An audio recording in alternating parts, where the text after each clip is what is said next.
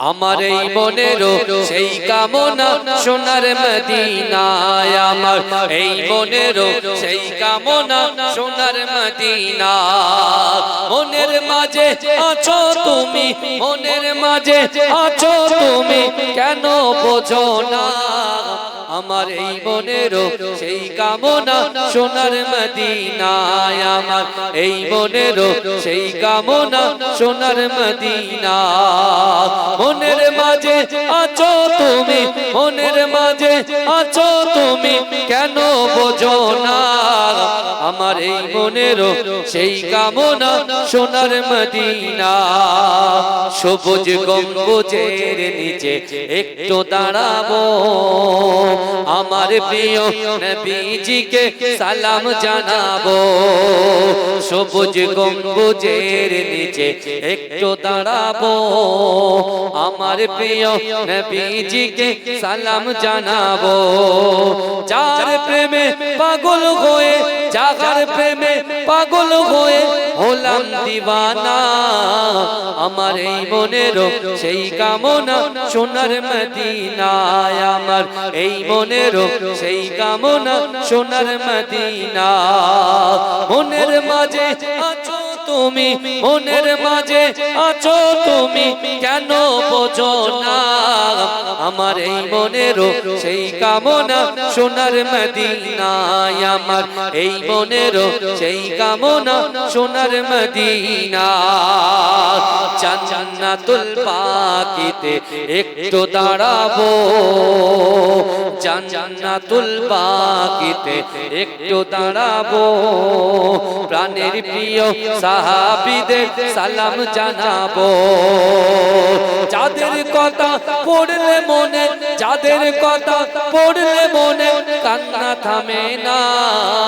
আমার এই মনেরও সেই কামনা সোনার মদিনায়, আমার এই মনেরও সেই কামনা সোনার মদিনা। মনের মাঝে আছো তুমি, মনের মাঝে আছো তুমি, কেন বোঝো না? আমার এই মনেরও সেই কামনা সোনার মদিনা। জন্মভূমিতে মন আর যে টিকে না, পাখি হয়ে উড়ে যেতাম সোনার মদিনা। জন্মভূমিতে মন আর যে টিকে না, পাখি হয়ে উড়ে যেতাম সোনার মদিনা। এই বাসনা কবুল করো, এই বাসনা কবুল করো ও হে রব্বানা। আমার এই মনেরও সেই কামনা সোনার মদিনায়, আমার এই মনেরও সেই কামনা সোনার মদিনা। আল্লাহুম্মা আহলান সাহলান মাহে রমজান লাইলাতুল কদরের রাত, রহমত নাজাত মাগফিরাত। জোরে বলুন না সুবহানাল্লাহ, জোরে বলা যাবে না সুবহানাল্লাহ। আহলান সাহলান মাহে রমজান লাইলাতুল কদরের রাত, রহমত নাজাত মাগফিরাত। আল্লাহুম্মা বারিক লানা ফি রাজাব ওয়া শাবান ওয়া বাল্লিগনা রমাদান। আহলান সাহলান মাহে রমজান লাইলাতুল কদরের রাত, রহমত নাজাত মাগফিরাত। আল্লাহুম্মা বারিক লানা ফি রাজাব ওয়া শাবান ওয়া বাল্লিগনা রমাদান। রমজানের প্রথম দশকে আল্লাহর রহমত নাজিল হয়, দ্বিতীয় দশে মহান আল্লাহ মাগফিরাতে মগ্ন হয়। গুনাহ মাফ পাপে মগ্ন হয় শেষ দশকে পাপী বান্দা শেষ দশকে পাপী বান্দা আগুন থেকে পাই না জাত রহমত নাজাত মাগফিরাত আহলান সাগালান মাহে রমজান লাইলাতুল কদরের রাত রহমত নাজাত মাগফিরাত আল্লাহুম্মা বারিক লানা ফি রজব ওয়া শাবান ওয়া বাল্লিগনা রমাদান পাপের বোঝা মাথায় নিয়ে সারা বছর পড়ে রয় পাপী বান্দার গুনাহ মাপে রমজান বড় সহায় হয় গুনাহ মাপ করাতে বান্দা গুনাহ মাপ করাতে বান্দা জাগো তুমি গভীর রাত রহমত নাজাত মাগফিরাত আহলান সাগালান মাহে রমজান লাইলাতুল কদরের রাত রহমত নাজাত মাগফিরাত আল্লাহুম্মা বারিক লানা ফি রজব ওয়া শাবান ওয়া বাল্লিগনা রমাদান শবে কদরে নাজিল করেছেন মহা গ্রন্থ আল কোরআন হাজার মাসের সেরা রজনী দিলেন মোদের আল্লাহ মহান শেষ দশকে তালাশ করো শেষ দশকে তালাশ করো সেই মহা কদরের রাত রহমত নাজাত মাগফিরাত আল্লাহুম্মা বারিক লানা ফি রজব ওয়া শাবান ওয়া বাল্লিগনা রমাদান আল্লাহুম্মা আমার বাবাজিরা ভাই জান্নাতের ভিতরে যারা যাবে তারা জিন্দেগিতে বেরোবে না আর জাহান্নামে দুটো দল থাকবে কাফের মুশরিকদের একটা দল আর একটা দল থাকবে ঈমান থাকবে কিন্তু শরিয়াতে আল্লাহর হুকুম রাসূলুল্লাহর হুকুমগুলো আমরা প্রাধান্য মান্যতা দেইনি এরকম একটা দল থাকবে আল্লাহ রাসূল মিরাজে গিয়েছিলেন সুবহানাল্লাযী আসরা বিআবদিহি লাইলান মিনাল মাসজিদিল হারাম ইলাল মাসজিদিল আকসা কাবা বাইতুল্লাহ শরীফ থেকে বাইতুল মুকাদ্দাস থেকে সপ্তম আসমান ভেদ করে আল্লাহ জান্নাত জাহান্নাম সব কিছু দেখলেন একদিকে রব্বুল আলামিন আর একদিকে রাহমাতাল লিল আলামিন জোরে বলে আল্লাহ বলছে হাবিব আপনার কি চাই আপনি যদি চান আমি আল্লাহ পুরো মক্কাটাকে সোনা বানিয়ে দেব আর আপনি যেদিকে হেঁটে হেঁটে যাবে ওই মক্কার পাহাড়টা সোনার পাহাড়টা আপনার পিছু পিছু ফলো করতে করতে হেঁটে হেঁটে যাবে জোরে বলে আর আপনি যদি চান আমি আল্লাহ সারা বিশ্বের নেতা আপনাকে বানিয়ে দেব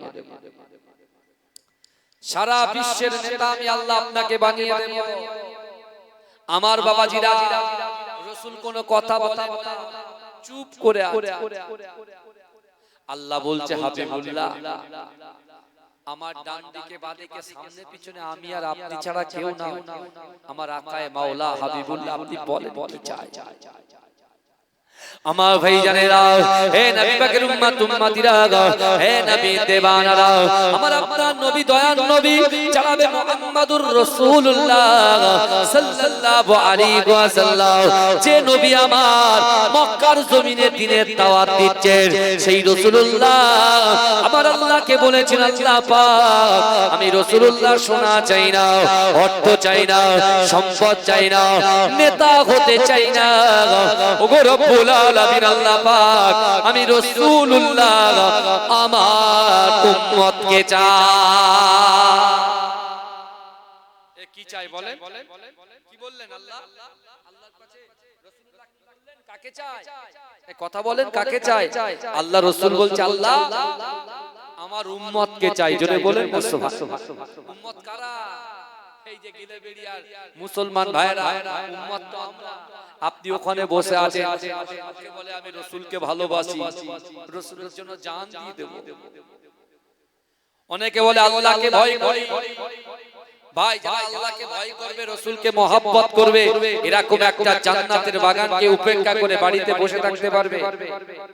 এই আপনারা কথা বলে, আমি আপনাদেরকে যে তত্ত্বগুলো দিচ্ছি, একজন বন জঙ্গলের পশু যদি একজন মানুষকে হেদায়েত দিয়ে রাসূলুল্লাহর কাছে পাঠাতে পারে, হেদায়েতের রাস্তা দেখিয়ে দিতে পারে, আর সে যদি আল্লাহর রাসূলের হাতে হাত দিয়ে কলেমা পড়ে মুসলমান হয়ে সাহাবার দরজা পেয়ে যেতে পারে, তাহলে চিন্তা করুন সেই পশু থেকে আমাদের ইজ্জত, আমাদের সম্মান আল্লাহ কত বড় করেছে। আমি প্রথমে কোরআনের আয়াত বুঝিয়েছি, এই কথা আমি প্রথমেই বলেছি যে আল্লাহ মানুষের ফেস দেখবে না, পোশাক আশাক দেখবে না, কত টাকা ইনকাম করো, কত কোটি কোটি টাকার মালিক। হ্যাঁ, তুমি নীতা আম্বানি, মুকেশ আম্বানির বিয়ে বিশাল ব্যাপার, মার্সিডিজ বেঞ্জ, বিএমডব্লিউ, জাগুয়ার, ফেরারি, পোরশে সব চালাচ্ছেন। আপনি কি ভাবছেন? আল্লাহ পাক রব্বুল আলামিন কালটা দেখতে বুঝতে পারছেন? আল্লাহ কোরআন পাকের ভিতরে বলছেন বান্দা ওয়াহুম লা ইফতানুন, আমি আল্লাহ পরীক্ষা করি। এই আল্লাহ নবীদেরকে পরীক্ষা করেছেন না করেননি? কথা বলেন। আল্লাহ সাহাবাদেরকে পরীক্ষা করেছেন না করেননি? কথা বলেন। ভালো করে বোঝে আমার রাসূল সাল্লাল্লাহু আলাইহি ওয়াসাল্লাম আল্লাহকে বলেছেন আল্লাহ আমি আমার উম্মতকে চাই। উম্মত বলছে আল্লাহ আমি রাসূলকে চাই না, আমি অর্থকে চাই, আর চেয়ারকে চাই, ক্ষমতা চাই। কথা ঠিক না ভুল? কথা বলে। তাহলে আমাদের বিকল্প কি করতে হবে? রাস্তা কি? বাঁচার রাস্তা কি? আমার ভাই জানেরা, হে নবী পাকের উম্মত উম্মতিরা, হে নবী দেবানারা, রাতের অন্ধকারে আপনি জিনা করে ফেলেছেন, রাতের অন্ধকারে পরকিয়া করে ফেলেছেন। ও যুবকেরা, গালাত গালাত পিকচার ভিডিও দেখে ফেলেছেন। ও যুবকেরা, আপনি মানুষ হত্যা করে ফেলেছেন।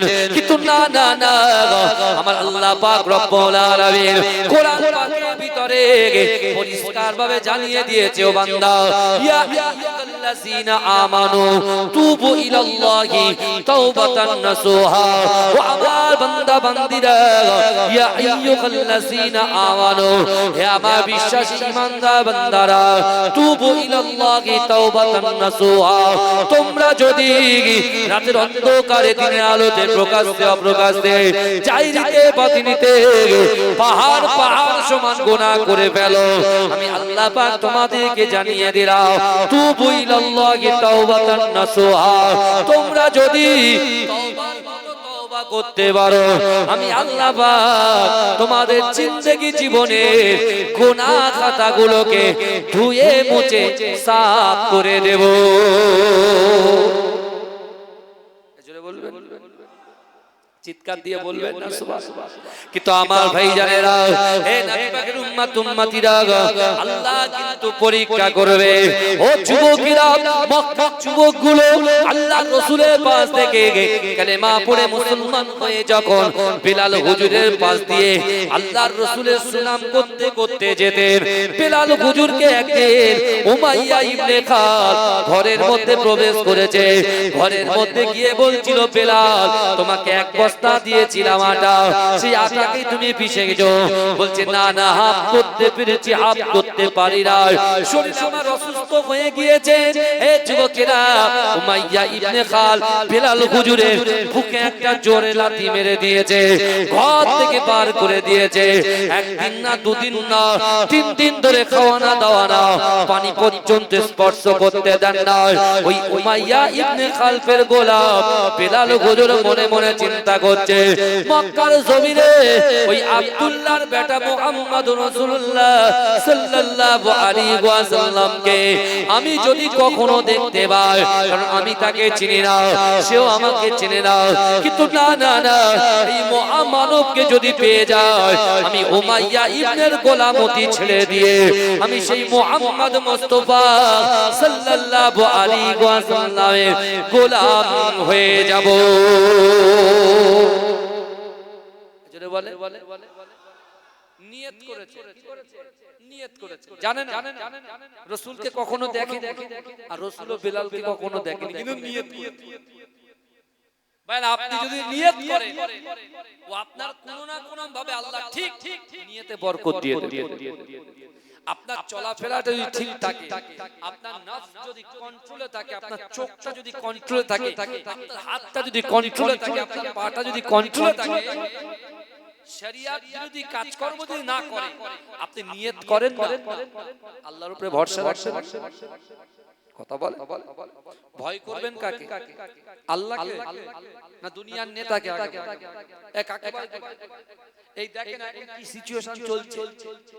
আমরা বাংলার নাগরিক, বাংলার মাটি পবিত্র ঘাটি আমাদের জন্য, বাংলার মাটি পবিত্র মাটি, যে বাংলার মাটিতে আমার দাদুর গন্ধ পাওয়া যাবে, আমার দাদিমার গন্ধ পাওয়া যাবে, এই কথা বলে, তাদের কবর আছে, তার বাপের কবর আছে, তার বাপের কবর আছে, তার বাপের কবর আছে, আর আজকে আমাদেরকে প্রমাণ দিতে হচ্ছে যে আমরা এই দেশের নাগরিক কিনা, এই কথা বলে। দেখে যারা ইল্লিগাল ভাবে ঢুকেছে তাদের বিরুদ্ধে আমিও,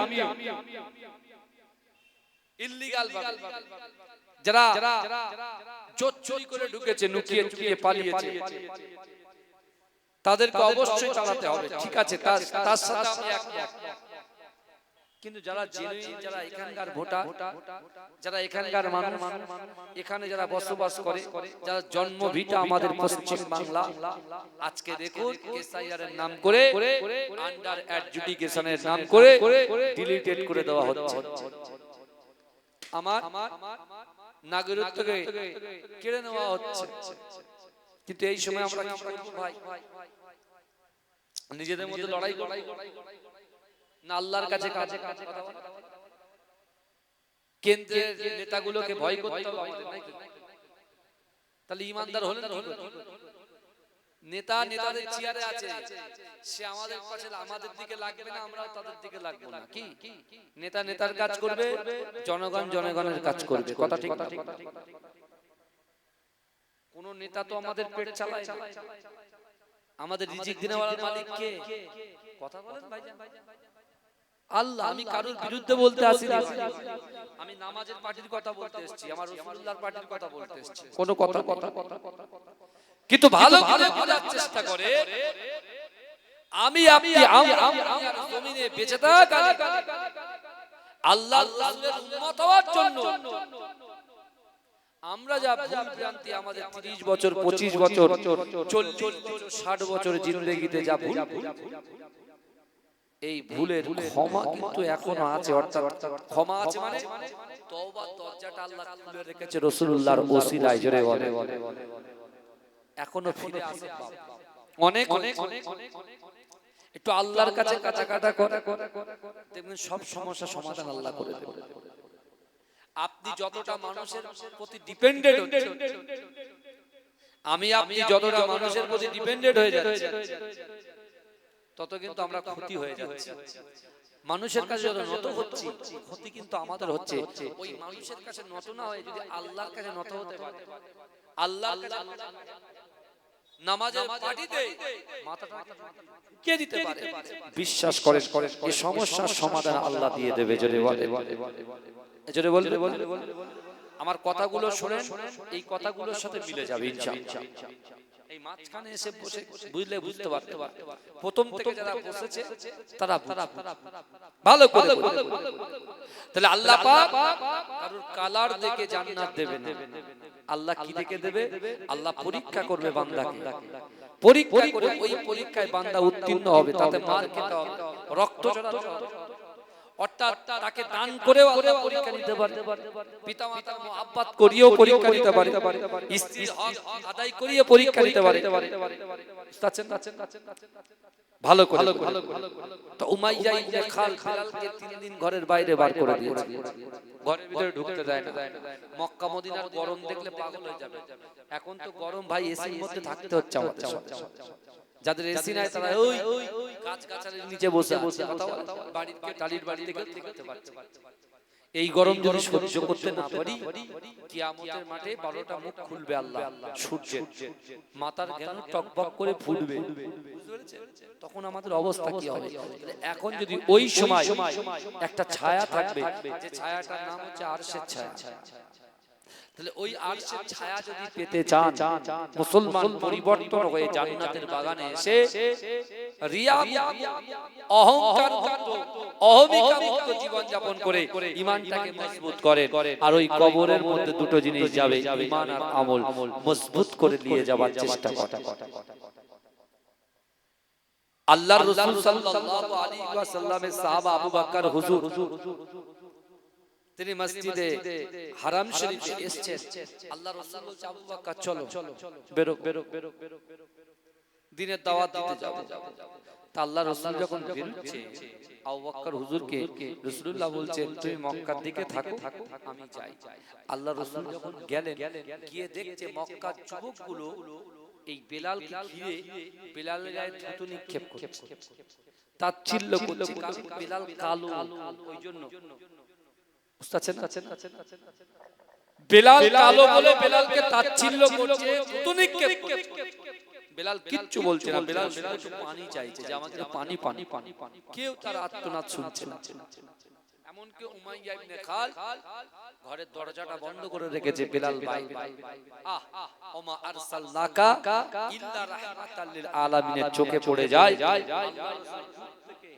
হেঁটে হেঁটে ঠিক বেলালের কাছ পর্যন্ত যখন আসছেন, বেলাল দেখছেন যে ইনি হয়তো সেই মহামানব যিনি আমাকে সাহায্য করতে পারেন, আর ইনি হয়তো সেই মুহাম্মদ মুস্তাফা, হয়তো তিনি আমাকে সাহায্য করবেন, আমি তার হাতে হাত দিয়ে কালেমা পড়ে মুসলমান হয়ে যাব।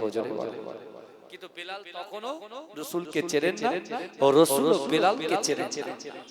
আজ বাইরের লোক আসলে বোঝা যাবে, গ্রামে যখন ঘুরবে না, তখন আপনি বুঝতে পারবেন যেটা বাইরের লোক। কারণ আপনার গ্রামে যদি 820 জন লোক থাকে, সবাইকে আপনি চিনছেন, এই মুড়ো থেকে সে মুড়ো, বাজারে বসে থাকলে সব বাইক নিয়ে সাইকেল নিয়ে যাওয়া আসা করবে, কিন্তু অন্য ফেস দেখলে আপনি বুঝে যাবেন। তা রাসূলুল্লাহ কখনো বেলালকে তো দেখেননি, বেলালের বাড়ি তো ইথিওপিয়া, আর রাসূলুল্লাহকেও বেলাল দেখেনি, কারণ রাসূলুল্লাহ মক্কাতে আছে। রাসূলুল্লাহ কাছে গিয়েছে, বাচ্চাগুলো সব পালিয়ে গেছে। পালিয়ে যখন গেছে, আল্লাহ রাসূল যেই গিয়েছে, আল্লাহ রাসূলকে দেখে বেলাল কাঁদতে কাঁদতে বলছে, আজ 3 দিন ধরে আমার খাওয়া হয় না, আমার মনিব উমাইয়া ইবনে খালদ আমাকে পানি পর্যন্ত স্পর্শ করতে দেয়। ভাইজান, আমার রাসূল নাকি জোর করে ইসলাম গ্রহণ করিয়েছে মানুষ। অনেকে বলে, সোশ্যাল মিডিয়ায় দেখি তো খুব খারাপ লাগে। আমি তাদেরকে বলি, ভাই ইসলামিক হিস্ট্রিটা পড়, রাসূলুল্লাহর চরিত্র সম্পর্কে, ক্যারেক্টার সম্পর্কে কত বই, হাজার হাজার গায়ের ইহুদি, বুঝতে পেরেছেন, অনেক হিন্দু ভাইরাও রাসূলুল্লাহর নামে বই লিখেছে, সেই বইগুলো। কিন্তু আমার ভাই জানেরা, হে নবী পাকের উম্মত উম্মতিরা, হে নবী দেবানারা, বিশ্ব নবী রাসূলুল্লাহ সাল্লাল্লাহু আলাইহি ওয়াসাল্লাম বেলালের জবান থেকে যেই না রাসূলুল্লাহ এই কথা শুনলেন, বেলালের 3 দিন ধরে খাওয়া হয় না, পানি পর্যন্ত পান করে না। হে যুবকেরা, আল্লাহর রাসূল কোনো কথাই বললেন না। আল্লাহর রাসূল পিছন ঘুরে নিজের বাড়ির দিকে এগিয়ে যেতে লাগলেন। হে যুবক যুবকেরা বেলাল চিৎকার করে বলে, না না না, আমি আপনাকে ভেবেছিলাম আপনি হয়তো একজন মহামানব যে আমাকে সাহায্য করবে, কিন্তু না না না, মক্কার যুবকদেরকে আমি বলেছিলাম আজ 3 দিন ধরে খাওয়া হয় না, পানি পর্যন্ত পান করতে পারে না, না না না, আমাকে একটু পানি পান করিয়ে দেন। কিন্তু না না না, আপনি আমাকে ঠিক মক্কার যুবকদের মতো তাচ্ছিল্য করে আমাকে সাহায্য না করে আপনি কেমন করে চলে যান। এ যুবকেরা, আল্লাহর রাসূলের চোখ দিয়ে টপ টপ করে পানি পড়ে। আল্লাহর রাসূল আল্লাহকে বলে, আল্লাহ জান বাঁচানো ফরজ। না না না, কথা তো আমি পরে বলতে পারবো, আগে তো তার জাহানটা বাঁচাবো। এ যুবকেরা, আল্লাহর রাসূল টুক টুক টুক টুক করে আল্লাহর রাসূল নিজে বাড়ি মোবারকের মধ্যে প্রবেশ করলেন। ও যুবকেরা, হে নবী পাকের উম্মতিরা, বিশ্ব নবী রাসূলুল্লাহ সাল্লাল্লাহু আলাইহি ওয়াসাল্লাম যখন ঘরের মধ্যে প্রবেশ করলেন, আম্মা জান আয়েশা সিদ্দিকা রাদিয়াল্লাহু তাআলা আনহা এক গ্লাস দুধ একটু খাজুর নিয়ে দাঁড়িয়ে আছে। ও যুবকেরা, আল্লাহর রাসূলকে দেখতে পেয়ে আম্মা জান আয়েশা সিদ্দিকা রাদিয়াল্লাহু তাআলা আনহা অঝর নয়নে ঝরঝর ঝরঝর করে কাঁদতে কাঁদতে আল্লাহর রাসূলকে বললেন, ইয়া রাসূলুল্লাহ, হাবিবাল্লাহ, না না না, আজ 3 দিন ধরে আমার আপনার কিছু খাওয়া হয় না। ইয়া রাসূলুল্লাহ, হাবিবাল্লাহ, আজ 3 দিন ধরে আপনি ক্ষুধার্ত, আপনার বাড়িতে কিছু নাই, আমার বাড়িতে কিছু নাই, কিন্তু না না না, আপনার একজন মহব্বতের পাগল তার বরকতের দোয়ার জন্য আপনাকে এক গ্লাস দুধ একটু খাজুর হাদিয়া দিয়েছে। ইয়া রাসূলুল্লাহ, হাবিবাল্লাহ, আমি আয়েশা ওই দুধের গ্লাসটা হাতে করে নিয়ে দাঁড়িয়ে আছি, আপনি একটু পান করে নিন, খাজুরটা খেয়ে নিন। ও যুবকেরা, আকায়ে মাওলা মদিনা ওয়ালা মুহাম্মদ মুস্তাফা নূর মিন নূরিল্লাহ সাফাত করনে ওয়ালা নবী আমার আম্মা জান আয়েশা সিদ্দিকা রাদিয়াল্লাহু তাআলা আনহা কে বললেন, ও আয়েশা, না না না, আমার উম্মত ক্ষুধার্ত থাকবে, আমি রাসূলুল্লাহ দুধ পান করতে পারবো না, খাজুর খেতে পারবো না। ও আয়েশা, শোনো শোনো, উমাইয়া ইবনে খালফের বাড়িতে একজন গোলাম 3 দিন ধরে খাওয়া হয় না, 3 দিন ধরে পানি পর্যন্ত স্পর্শ করে দেওয়া হয় না। ও আয়েশা, শোনো শোনো, তুমি দুধের গ্লাসটা আমি রাসূলুল্লাহ আমার হাতে তুলে দাও, খাজুরটা আমার হাতে তুলে দাও। ও যুবকেরা, আম্মা জান আয়েশা সিদ্দিকা রাদিয়াল্লাহু তাআলা আনহা দুধের গ্লাসটা খাজুরটা আমার রাসূলুল্লাহর হাতে তুলে দিলেন। ও যুবকেরা, ও নবী পাকের উম্মতিরা, আমার নবী আপনার নবী দয়ার নবী মুস্তাফা সাল্লাল্লাহু আলাইহি ওয়াসাল্লাম ওই বাড়ি থেকে দুধ আর খাজুরটা নিয়ে হেঁটে হেঁটে হেঁটে হেঁটে বেলালের সামনে গিয়ে নিজের হাতে বেলালকে দুধটাকে পান করিয়ে দিলে। জোরে বলবেন, চিৎকার দিয়ে হবে না? আমি খাবো, আমার ছেলে খাবে, আমার বউ খাবে, তারপরে আর কে কি করছে না করছে আমার দেখার দরকার নেই। কিছু মনে করবেন না, হাতের 5টা আঙ্গুল সমান নয়। অনেক বাপ মা কি খাচ্ছে, টালির ঘরে এক কোণায় পড়ে আছে, ছেলে মেয়েরা দেখে না। বাপের পায়ের বাত, বাপের গোপন স্থানে সমস্যা, বয়স হলে একটা সমস্যা হয়, কি কথা ঠিক না বল? সেই সমস্যা নিয়ে বাপ পড়ে আছে, ছেলেরা দেখে না। বুঝতে পেরেছেন? এরকম ছেলে পৃথিবীতে আছে। তারা কোরআন সম্পর্কে জানে না, হাদিস সম্পর্কে জানে না। যদি জানতো, বাপ মাকে এইভাবে ফেলে রাখতো না। কিন্তু আমার ভালো করে বোঝে রাসূল কি শিক্ষা দিলেন আমাদের। হাদিস শরীফের মধ্যে খাওয়া হচ্ছে কিনা সেই খবরাখবর তোমার দরকার, নেওয়ার দরকার, যে তোমাকে আল্লাহ ধনী বানিয়ে, আর ধনীদের মালের ভিতরে গরীবদের কি আছে? রিজিক আছে। আল্লাহ রাসূল যখন নিজে, বিশ্বনবী মুস্তাফা যখন নিজে বেলালকে দুধটা পান করাচ্ছেন, বেলাল তো অবাক যে একটু আগে ওই লোকের বিরুদ্ধে বললেন যে আপনিও মক্কার যুবকদের মতো, বাবু আজ বুঝতে পারছেন তো নাকি? মক্কার যুবকদের মতো আল্লাহ রাসূল বলছে বাবা বাড়ি কোথায়? বলে ইথিওপিয়ায়। নাম বলে বেলাল। বলে চলো তোমার যে অবশিষ্ট কাজের জন্য উমাইয়া তোমাকে 3 দিন ধরে ঘরের বাইরে বার করে দিয়েছে, তোমার এই অবশিষ্ট কাজটা আমি রাসূলুল্লাহ নিজে হাতে সম্পূর্ণ করে দেব। জোরে বলে বেলালকে নিয়ে ভিতরে চলে গেলেন। রাসূল কি করলেন? তার অবশিষ্ট কাজটা সম্পূর্ণ করলেন। অবশিষ্ট কাজটা কি বলেন তো? চাটা দিয়ে আটাটা ঘোরানো। কত কষ্ট আগে ছিল, এখন তো সব মডার্ন হয়ে গেছে। এখন জাতা যদি বউর হাতে দেন, ও আপনার ছেলে সংসার করবে না, বাড়ি বুঝতে পারছেন? মেয়ের বাপ ছেলের বাপ এসি খুঁজছে, এসি ওয়ালা বুঝতে পারছেন? প্রথমে চেয়েছিল গাড়ি, এখন বলতে 4 চাকা গাড়ি। এরকম কেস এখন আগে হতো সব, এখন আর ফিরে ফিরে সেই পুরনো জিনিসগুলো আবার চলে আসছে। বুঝতে পারছেন?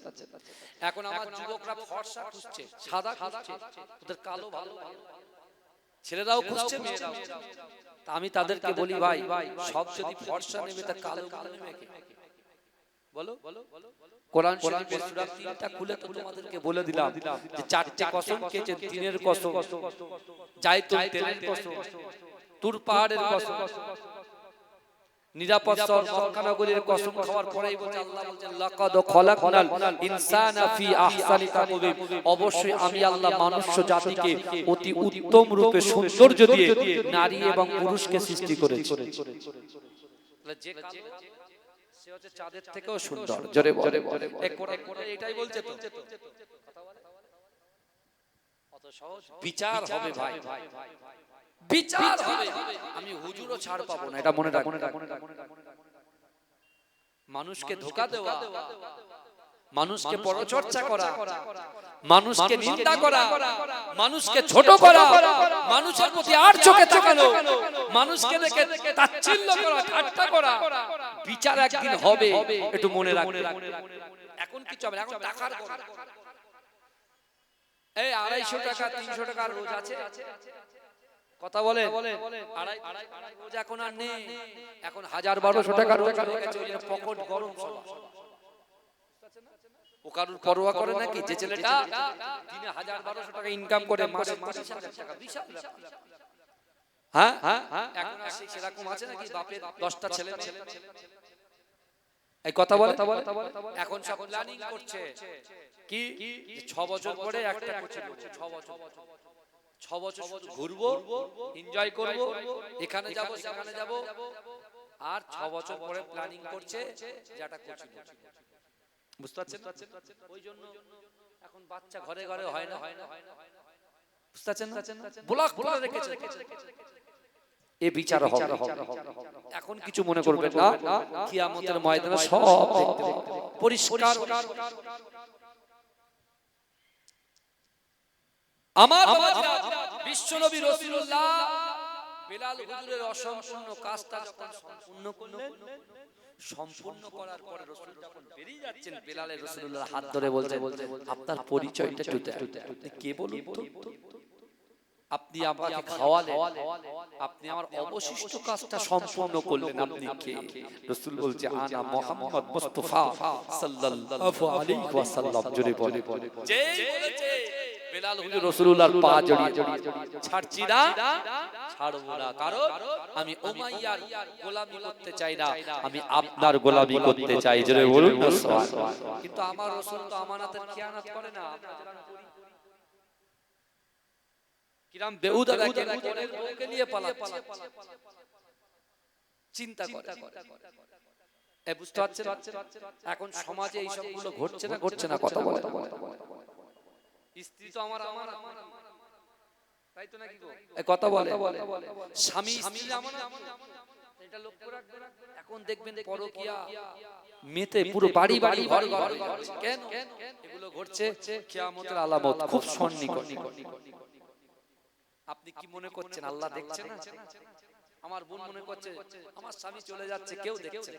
আর আমার ভাই মনে করছে আমার বোন তো শ্বশুর বাড়ি রয়েছে, প্রেগন্যান্ট, এখন মোটামুটি 12-10 মাস এখন বল খেলার ম্যাট খালি আছে। যেখানে সেখানে খেলিয়ে দেব একদম। আল্লাহ বলছো বান্দা ফাআইনামা তুআল্লু ফাসাম্মা ওয়াজহুল্লাহ। আল্লাহ বলছো বান্দা শোনো, তুমি যখন ডান দিকে তাকাও ওই ডান দিকে আমি আল্লাহ আছি, তুমি যখন বাম দিকে তাকাও ওই বাম দিকে আমি আল্লাহ আছি, তুমি যখন সামনে তাকাও সামনেও আমি আল্লাহ আছি। ও বান্দা তুমি যখন পিছনে তাকাও পিছনে আমি আল্লাহ আছি। জোরে বলুন সুবহানাল্লাহ। বলে কোথায় যাব? খুব বলছেন হ্যাঁ কোথায় যাব? কোথায় জামানায় চলে এসেছে, অভিনয় করে চলতে সব অভিনয় আর অভিনয়। বেলাল হুজুর রাসূলুল্লাহ বলছেন যে আমি আপনার গোলামি করব। আল্লাহ রাসূল বলছে আমার কাছে টাকা নেই তো তুই আমার গোলামি করবি কি করে? কারণ উমাইয়ার কাছ থেকে তোমাকে কিনতে হবে, কারণ তুমি উমাইয়ার আমার। এই শুনছেন, তুমি হচ্ছে উমাইয়া ইবনে খালফের আমানত, তোমাকে তো উমাইয়ার কাছ থেকে কিনতে হবে, সে টাকা তো আমি রাসূলুল্লাহ নাই।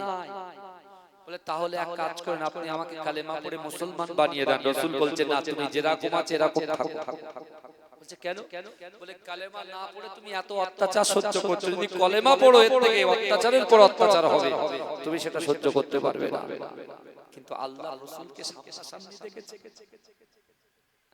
আমার ভাই জানেরা, হে নবী পাকের উম্মতিরা, হে নবী দেওয়ানারা, আল্লাহর রাসূলের মুহাব্বতের সাহাবা হযরত বিলাল বলেছিল, ইয়া রাসূলুল্লাহ, ইয়া হাবিবাল্লাহ হুজুর, না না না, যখনই আপনাকে দেখেছি আমার জীবনের থেকে আপনাকে মুহাব্বত করে ফেলেছি। এই সুযোগ আমি ছাড়তে চাই না।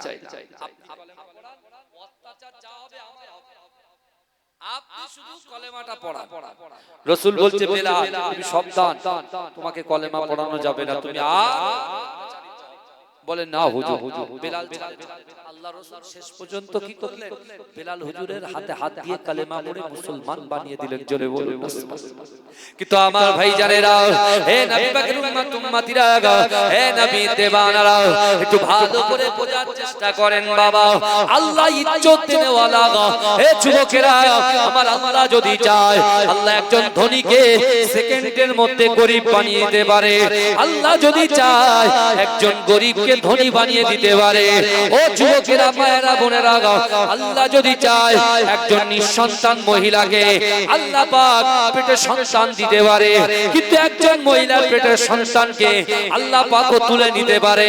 ও যুবকেরা, ও নবী পাকের উম্মতিরা, ও নবী দিওয়ানারা, আল্লাহর রাসূলের মুহাব্বতের সাহাবা হযরত বিলাল রাদিয়াল্লাহু তাআলা আনহুকে উমাইয়া ইবনে খালদ যখন জানতে পেরেছে বেলাল রাসূলুল্লাহর হাতে হাত দিয়ে কলেমা পড়ে মুসলমান হয়ে গেছে, এই যুবকেরা বেলালকে এত অত্যাচার করে, এত লাঞ্ছিত করে, এত অপমানিত করে। এই যুবকেরা উত্তপ্ত বালির উপরে পেটে পাথর চাপা দিয়ে বেলালকে এত জোরে জোরে আঘাত করে, আর বেলাল হুজুর তৃপ্তি স্বরে বলে লা ইলাহা ইল্লাল্লাহ মুহাম্মাদুর রাসূলুল্লাহ। যত জোরে আঘাত করে তত জোরে লা ইলাহা ইল্লাল্লাহ মুহাম্মাদুর রাসূলুল্লাহ জিকির করে। জোরে বলে সুবহানাল্লাহ, জোরে বলবে। ওই রাস্তা দিয়ে আবু বকর হুজুর হেঁটে হেঁটে হেঁটে হেঁটে আল্লাহর রাসূলের কাছে বললে, ইয়া রাসূলুল্লাহ, ইয়া হাবিবাল্লাহ হুজুর, না না না, যে বেলালকে আপনি কালেমা পড়িয়ে মুসলমান করেছেন, ইয়া রাসূলুল্লাহ, হাবিবাল্লাহ, ওই বেলালকে উমাইয়া ইবনে খালদ তাকে এত অত্যাচার করেছে, এত লাঞ্ছিত করেছে, ইয়া রাসূলুল্লাহ, আপনি কিছু একটা করুন। এই শুনছেন, আল্লাহ সাল্লাল্লাহু আলাইহি ওয়াসাল্লাম আবু বকরকে যাও বিলালের কাছে গিয়ে বলো, ও যে অত্যাচারটা করছে ও হিংসাই করছে। কিসে করছে বলেন ভাইজান? আমি আপনাকে বলো কিন্তু শয়তান তো গোল পাকিয়ে দিচ্ছে। বুঝতে পারছেন? আল্লাহর মাখলুক কখনো খারাপ হতে পারে? এই কথা বলেন, আল্লাহর মাখলুক কখনো খারাপ হতে পারে? শয়তান ঢুকে আমাদেরকে খারাপ করে ফেলছে, প্ররোচনা দিচ্ছে, দাগা দিচ্ছে, ব্যাড হ্যাবিট বানিয়ে দিচ্ছেন আমাদের, ব্যাড হ্যাবিট বানিয়ে দিচ্ছে আমাদের, তাই না? কথা বলে বাবাজি, বেলাল হুজুর বেহুশ হয়ে গেছে, তাও তার কলজে সইছে না, কারণ সে মুহাম্মদ মুস্তাফার হাতে হাত দিয়েছে, সে সহ্য করতে তার সেই বেলালের পাটাকে ভালো করে জড়িয়ে উটের পিঠের সঙ্গে জড়িয়ে দিয়ে উটকে জোরে চাবুক নিয়ে আছে বেলাল। আর ছোট ছোট পাথর বেলাল হুজুরের গায়ে আঘাত করছে, মাথায় আঘাত করছে, দুমদাম করে লাগছে। আর বেলাল হুজুর যখন একটু ঘুষাচ্ছে তখন আহাদ আহাদ আহাদ, আল্লাহ এক, আল্লাহ এক বলে চিৎকার করছে। ভাই, ঈমানদারকে কাফের পরাস্ত করতে পারে, মনে থাকবে কি বলেছি? একজন সাচ্চা মুসলমানকে, একজন সাচ্চা মুসলিমকে, একজন সাচ্চা ঈমানদারকে কাফেররা কখনো দমাতে পারে না, পারবে না। আপনি ওলিদের কথা শুনেন, খাজা গরিবে নওয়াজকে পৃথিবীরাজ কত চেষ্টা করেছে, এই কথা বলেন, পেরেছে? মুজাদ্দিদ জামান দাদা হুজুর পীর কে রহমাতুল্লাহ আলাইহি বাগদি রাজা পেরেছে, এই কথা বলেন না, পেরেছে? পারেনি, আর জিন্দেগিতে পারবে। আর যখন ঈমানদারদের কাছে বাতিলটা হেরে যায় না, তখন বাতিলটা কি বলে, যা তুই যা, কিন্তু হ্যাঁ তুই আমার গোলাম, আমার কাছে আসবি। আর মানুষের তো অন্তরে নিয়ত আছে। বেলাল হুজুর নিয়ত করেছে যে আমি কাবা শরীফ তওয়াফ করব, যদি কোনোদিন সুযোগ পাই ছাড়বো না, ডাইরেক্ট কাবা শরীফে চলে যাব। বেলাল হুজুর কত বিক্ষত গা দিয়ে রক্ত ঝরঝর করে পড়ছে। উমাইয়া ইবনে খালদ বলছে, বেলাল যা, তোকে এত মার মারলাম, তুই কিন্তু লা ইলাহা ইল্লাল্লাহ মুহাম্মাদুর রাসূলুল্লাহ ছাড়ছিস না। আগামী কাল আবার তোমার অন্যরকম ট্রিটমেন্ট হবে, কিন্তু তুই এখন যা, তুই যা পারিস তাই কর, কিন্তু রাতের বেলা আমার বাড়ি চলে আয়। বুঝতে পারছেন? আমরা কি করি বলেন, সারাদিন কাজ কাম করে এসে চায়ের দোকানের পাশে তাস খেলি, বলেন কথা বলেন, এরা যুবক ভাইরা আছে না, হ্যাঁ জুয়া খেলে, জুয়া বাজে বাজে কাজ করে অনেক ভাইরা। আমি তাদেরকে বলি, তুমি বলো তোমার পা দিয়ে হেঁটে হেঁটে যাওয়ার ক্ষমতা তোমার ওই কাজের জায়গায় নিয়ে গেছেন কে? কথা বলেন, নিয়ে গেছে আল্লাহ। তাহলে আল্লাহ নিয়ে গেছেন, হাত দিয়ে কাজ করেছে। তাহলে আল্লাহ আমাদেরকে খুশি করে আমাদের দ্বারাই আল্লাহ কাজ করি, আল্লাহ রিজিক দিয়ে আল্লাহ বাড়ি পৌঁছে দিয়েছেন সন্তানের কাছে, বাচ্চার কাছে। আমার আপনার করণীয় কি? আমার ফজরের নামাজ হয়নি, কাজা, জোহরের নামাজ কাজা, আসরের নামাজ কাজা, এশার ওয়াক্তে যখন আল্লাহ বাড়ি ফেরাচ্ছেন, আপনার উচিত ছিল নামাজের মাসালাটা নিয়ে কাজা নামাজগুলো ভালো করে পড়ে আল্লাহকে খুশি খুশি। আর আপনি যদি এটা করতেন, 750 টাকা রোজ, 850 টাকা রোজ, দৈনন্দিন যদি এই কাজগুলো ঠিকঠাক ভাবে করতেন, আল্লাহ একদিন আপনাকে 2000 টাকা রোজের কাজও আল্লাহ আপনাদের কপালে জুটিয়ে দিত। জোরে বলুন, কি দিতে পারে কি পারে না? কথা বলে আল্লাহ। ওই জন্য কোরআনে বলছে, বান্দা ওয়াসারিউ ইলা মাগফিরাতিন মির রাব্বিকুম ওয়া জান্নাতিন আরদুহাস সামাওয়াতু ওয়াল আরদ উইদ্দাত লিল মুত্তাকিন। আল্লাহ বলছে, বান্দা তোমরা অতি দ্রুত প্রতিযোগিতা করো, আমি আল্লাহ আমার ক্ষমা দিব। আল্লাহ আমাদের ক্ষমার দিকে আসতে বলেছে।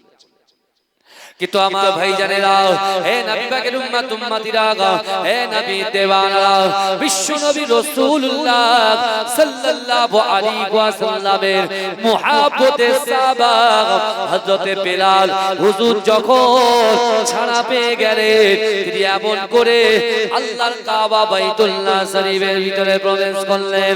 ও যুবকেরা, কাবা শরীফে গিয়ে কাবা শরীফটা তওয়াফ করে লব্বাইক আল্লাহ আল্লাহুম্মা লাব্বাইক লাব্বাইক আল্লাহুম্মা লাব্বাইক লাব্বাইক লা শারীকা লাক লাব্বাইক ইন্নাল হামদা ওয়ান নি'মাতা লাক ওয়াল মুলক লা শারীকা লাক লাব্বাইক আল্লাহুম্মা লাব্বাইক লাব্বাইক লা শারীকা লাক লাব্বাইক ইন্নাল হামদা ওয়ান নি'মাতা লাক ওয়াল মুলক লা শারীকা লাক। হে যুবকেরা, হে নবী পাকের উম্মত উম্মতিরা, আগে জামানায় আবু জাহল কাবা শরীফটা তওয়াফ করত, আবু লাহাব কাবা শরীফ তওয়াফ করত। হে যুবকেরা, বেলাল হুজুর যখন কাবা শরীফ তওয়াফ করে, আবু জাহালের সঙ্গে বেলাল হুজুরের সাক্ষাৎ হয়। হে যুবকেরা, ওই সময় আবু জাহাল বলছে, হে বেলাল তুই একটু দাঁড়িয়ে যাও। বেলাল হুজুর দাঁড়িয়ে গেলেন। আবু জাহাল বলছে, বেলাল ভালো মানুষের জন্য কাবা শরীফে নয়, কোন গরিবের জন্য কাবা শরীফে নয়, কোন গোলামের জন্য, কোন কাফেরের জন্য কাবা শরীফে নয়। হে যুবকেরা, আবু জাহাল বলছে, বেলাল শোনো শোনো, কাবা শরীফটা হলো সম্ভ্রান্ত পরিবারের জন্য, কাবা শরীফটা হলো নেতাদের জন্য, কাবা শরীফটা হলো ধনী ব্যক্তিদের জন্য। না না না, আমি আবু জাহাল তোমাকে জানিয়ে দিলাম, আজকের পর থেকে তুমি যদি কাবা শরীফে এসে কাবা শরীফটা তওয়াফ করো, তাহলে তোমাকে হত্যা করে দেওয়া হবে, তোমাকে কতল করে দেওয়া হবে। ও যুবকেরা, ও গলিয়া বেড়িয়ার ভাইরা মায়েরা, একটু ভালো করে বোঝার চেষ্টা করেন বাবা। না না না, বিশ্ব নবী রাসূলুল্লাহ সাল্লাল্লাহু আলাইহি ওয়াসাল্লামের সাহাবা বেলাল হুজুরকে এরকম ভাবে আবু জাহাল যখন এই কথাগুলো বলে, আমার আপনার নবী দয়ার নবী সোনার নবী জনাবে মুহাম্মদুর রাসূলুল্লাহ সাল্লাল্লাহু আলাইহি ওয়াসাল্লাম হারাম শরীফের পাশে আবু কুবাইস পাহাড়ের নিচে আল্লাহর রাসূল কোরআন নিয়ে বসেছিলেন। আল্লাহর রাসূল শুনতে পেয়ে আল্লাহর কাছে দুহাত উত্তোলন করে আমার আল্লাহকে বললেন, আল্লাহ না না না, আমি রাসূলুল্লাহকে সবর দেন, আমার বেলালকেও ধৈর্য ধরার তৌফিক দেন।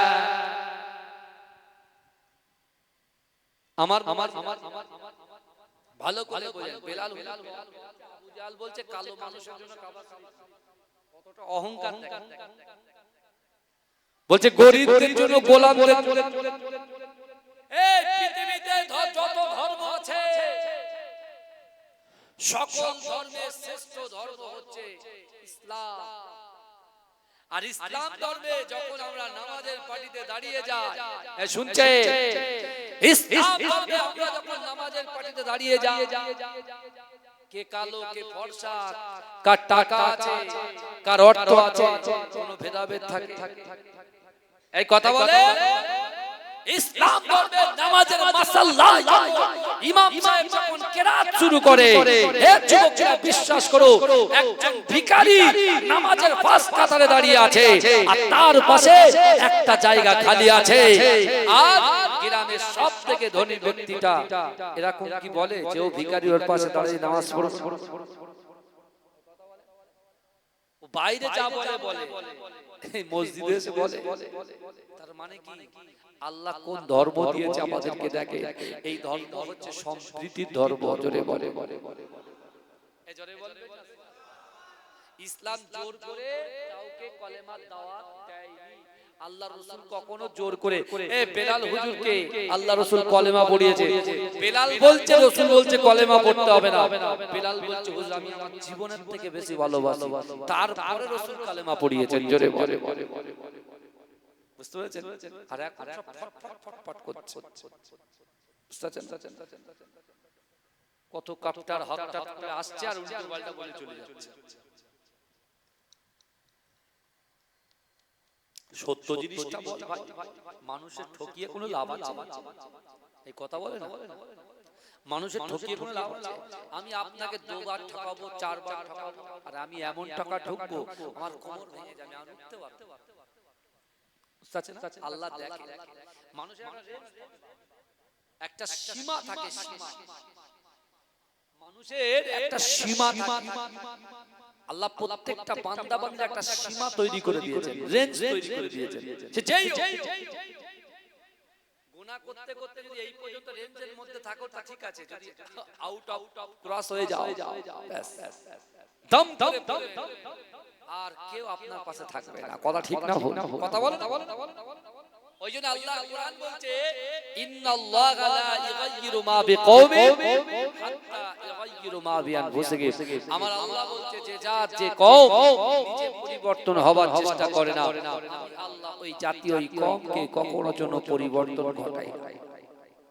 আগে নিজেদেরকে পরিবর্তন হতে হতো।